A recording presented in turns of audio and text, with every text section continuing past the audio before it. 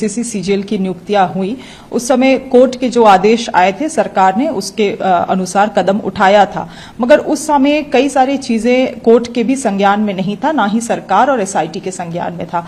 अभय तिवारी इस पूरे जो प्रक्रिया प्राक्कलन चला उसका एक बहुत ही अहम बिंदु बना और उससे जुड़े हुए कई सारे जो तार जुड़ते गए और आगे कई सारे जो खुलासे हुए हैं।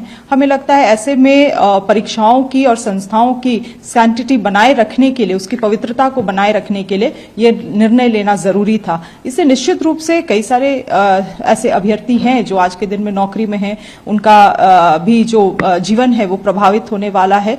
किंतु उस वक्त जब ये निर्णय लिया गया, जब अपॉइंटमेंट्स दी गई, ये सारे साक्ष्य, ये सारे एविडेंसेस सरकार के पास और कोर्ट के पास थी नहीं। आज के दिन में वो सब चीजें हैं, तो उन चीजों को भी नजरअंदाज नहीं किया जा सकता है। उसको ध्यान में रखते हुए ये इन निर्णयों को लिया गया है। हमें लगता है कि लगातार स्टूडेंट्स का ये मांग था कि जेसीसी सीजीएल में बहुत सारे गड़बड़ियां हुई हैं, इरेगुलरिटीज हुए हैं और उन चीजों को आज के दिन में तुरंत में इमीडिएट में भी फिल्ट्रेशन करना ये संभव नहीं है।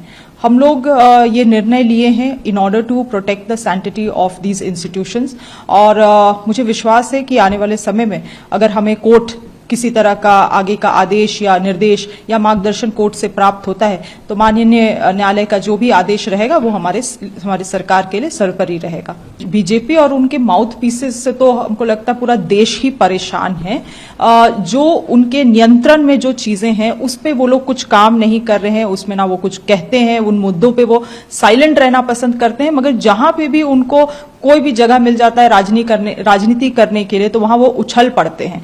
अभी एमएमडीआर का विषय हुआ, उसमें इनका कोई भी बयान नहीं है, जबकि लोगों को केवल दिग्भ्रमित करने का काम कर रहे हैं। जंतर मंतर में जिस तरह की चीजें हुई, आज जो जेनजीज को और युवाओं को दिमागी नक्सल कहा जा रहा है उनके प्रमुख नेता के द्वारा, उसमें ये लोग कुछ बोलते नहीं है। तो हमें लगता है जो अहम मुद्दे हैं उस पे इनका कोई स्टैंड नहीं है।